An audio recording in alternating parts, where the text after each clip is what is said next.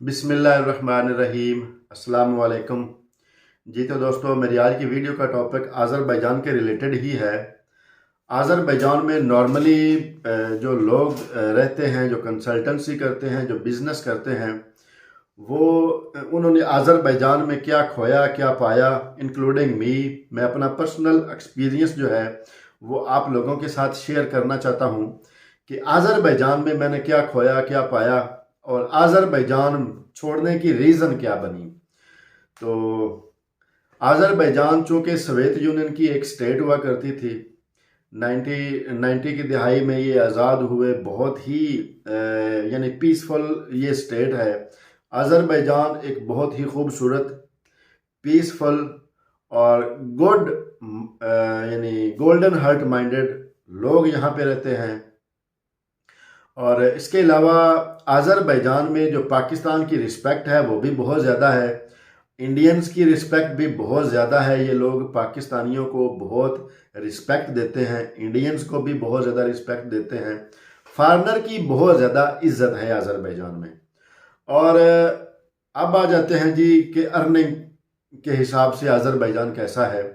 तो जब मैं आज़रबाईजान में आया 2012 में, तो उस वक्त मोस्टली ज़्यादातर लोग जो थे वो मार्केटिंग का काम करते थे, फेरी का काम करते थे। उनमें से कुछ लोग कॉस्मेटिक्स का करते थे, जिनमें परफ्यूम्स वगैरह, उसके अलावा शेविंग मशीन, उसके अलावा घड़ियाँ, बटुए, तस्बीहाँ, मुख्तलिफ़ किस्म की चीज़ें वो चल फिर के शॉप्स पे, उसके अलावा कैफ़ेज़ पे वो सेल किया करते थे।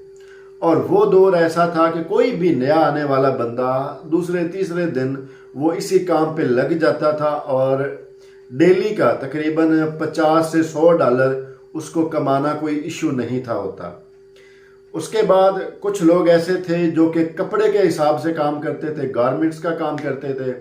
कुछ लोग सदरक मार्केट में शॉप्स पे काम करते थे, ऑर्डर टेकिंग का काम करते थे। कुछ लोग उनके क्लाइंट बने हुए होते थे गली मोहल्ले में, शॉप्स पे, मॉल में, तो वो उनको वहाँ पे जाके प्रोवाइड करते थे, जिसमें लेडीज़ जो थी चीज़ें होती थी गारमेंट्स के रिलेटेड, जेंट्स होती थी।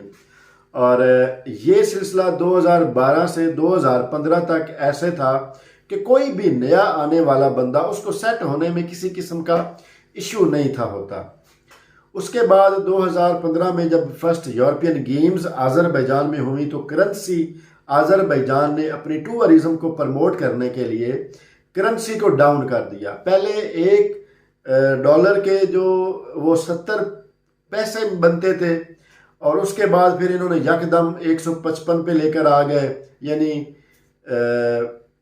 79 से 155, यानी अगर $100 के 79 मनात मिलते थे तो इन्होंने यकदम जो है वो करेंसी को डाउन किया और $100 के 155 मनात हो गए।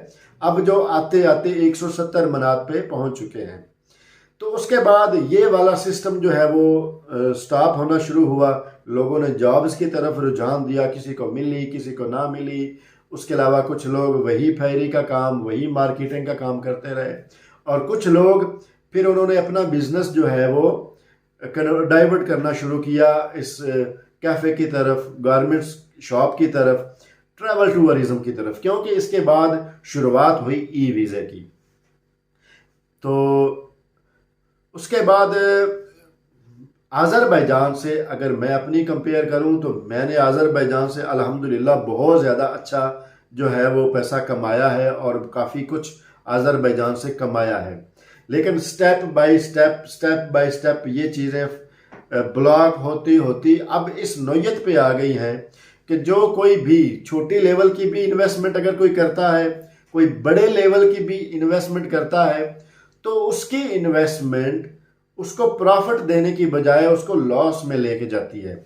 इसीलिए क्योंकि अब मैं अगर अपना कंपेयर करूं तो मैंने आज़रबाईजान में 10 साल गुजारे हैं, 11 साल ऑलमोस्ट, और मैंने जो यहाँ पे अपना रिलेशन बनाया, एक पहचान बनाई। इसी तरह मेरी तरह और भी बहुत ज़्यादा लोग जिनका रिलेशन है, पहचान है, और उसके अलावा इन्होंने अच्छा खासा पैसा कमाया, वो आज़रबाईजान छोड़ने पे इसलिए मजबूर हुए कि अब वो वाली अर्निंग, वो वाला प्रॉफिट नहीं रहा।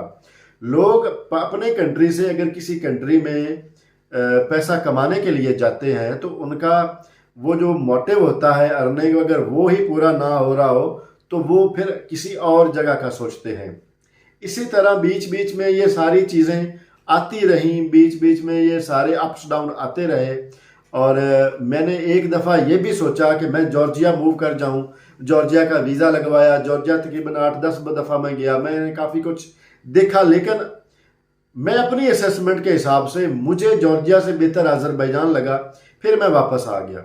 उसके बाद फिर मैंने अज़रबैजान से टर्की का रुख किया, फिर भी मुझे अज़रबैजान टर्की से बेहतर लगा, तो मैं वापस अज़रबैजान में आ गया। इसी तरह एक दफ़ा मैं परमानेंटली छोड़ के पाकिस्तान भी चला गया, लेकिन पाकिस्तान भी मेरी सेटिंग ना बन सकी और मैं फिर वापस अज़रबैजान आ गया। तो ये पहली दफ़ा नहीं है कि मैं अज़रबैजान को छोड़ रहा हूँ, काफ़ी दफ़ा मैं कोशिश कर चुका हूँ, क्योंकि हर बंदे की कोशिश होती है बेहतर से बेहतर की तरफ। अज़रबैजान में बहुत ज़्यादा पैसा था, बहुत ज़्यादा लोगों ने पैसा कमाया, लाखों में, किसी ने हज़ारों में, और कुछ ऐसे हैं जिन्होंने करोड़ों में कमाया, जिनको मैं जानता भी हूँ, जो राइस का काम करते थे, पुराने थे, वो डायमंड्स का भी काम करते रहे हैं। तो आप हिसाब लगाएं डायमंड्स का जिन्होंने काम किया होगा उन्होंने कमाया कितना होगा। तो बहुत ज़्यादा लोगों ने अज़रबैजान से कमाया, और अब वही लोग जिन्होंने लाखों कमाया, जिन्होंने करोड़ों भी कमाया, वो भी अज़रबैजान छोड़ रहे हैं। उसकी रीज़न यही है कि अज़रबैजान अब उस लेवल का बिजनेस प्रॉफिट नहीं दे रहा, उस लेवल की वो चीज़ें नहीं हो रही, और उसके अलावा बिजनेस टीआरसी का ना होना भी एक बहुत बड़ा इशू है। तो मेरी जो वजह बनी है, मैं ये सोचता हूँ कि मैं ऐसे कंट्री में जाऊँ जहाँ का मैं पासपोर्ट लूँ और उस पासपोर्ट की वैल्यू हो। अब अज़रबैजान ड्यूअल नेशनैलिटी देता नहीं है, और अज़रबैजान के पासपोर्ट के लिए मैं कम से कम पाकिस्तान का पासपोर्ट छोड़ नहीं सकता, मुझे नहीं छोड़ना अज़रबैजान के पासपोर्ट के लिए।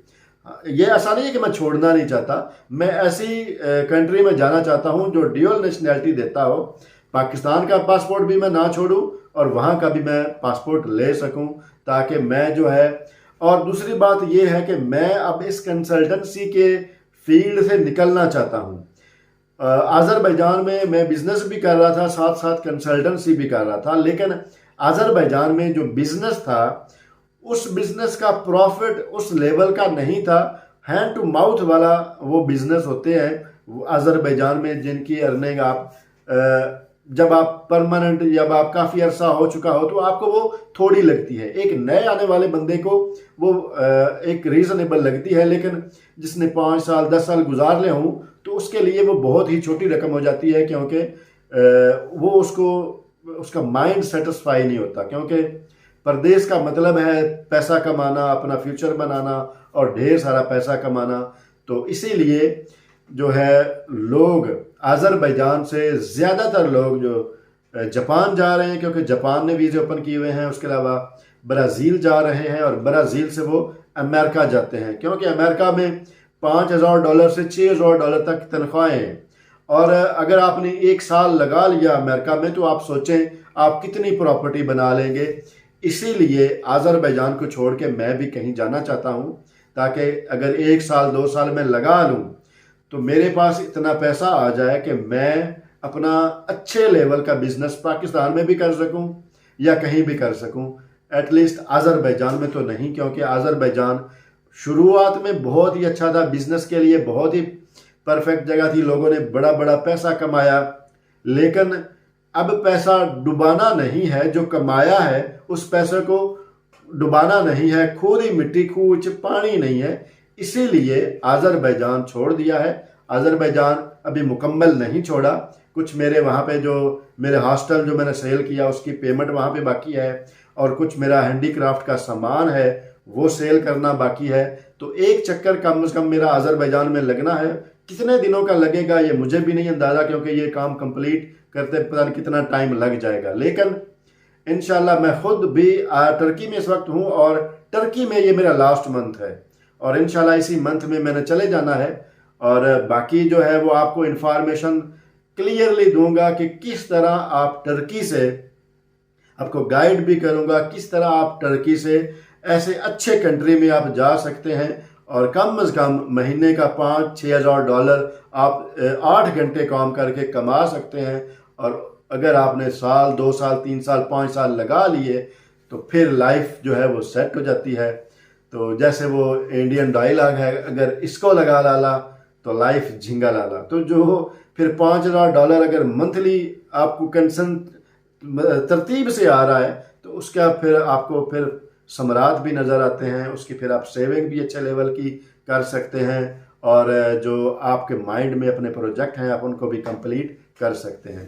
तो मेरे छोड़ने की वजह सिर्फ यही है कि मैं अच्छे से अच्छे की तरफ जाना चाहता हूँ। ऐसा नहीं है कि जो मैंने कमाया है अब मैं बोलूँ कि नहीं 10 साल मैंने इधर ही लगाए हैं तो वो मैं फिर उधर ही लगाता रहूँ और अपना प्रॉफिट जो है जो कमाया है वो वहीं पे वेस्ट करके निकलूँ। तो इससे बेहतर है कि मैं कोई अच्छा डिसीज़न लूँ और एक अच्छे की तरफ जाऊँ। ऐसा नहीं है कि अज़रबैजान बुरा है, अज़रबैजान से बहुत ज़्यादा लोगों ने पैसा कमाया है, मैंने भी कमाया है और मैं अज़रबैजान को कभी किसी सूरत में बुरा नहीं कह सकता, क्योंकि उन दिनों मैंने कमाया जिन दिनों मुझे अपना कैरियर बनाने की चाह थी, मुझे ज़रूरत थी। तो अल्लाह का शुक्र है कि मैंने इस कंट्री से कमाया है और अच्छा टाइम गुजरा है।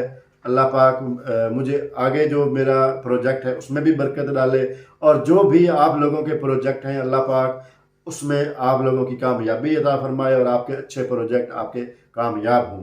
ठीक है दोस्तों, इंशाल्लाह मिलते हैं नेक्स्ट व्लॉग में। तब तक के लिए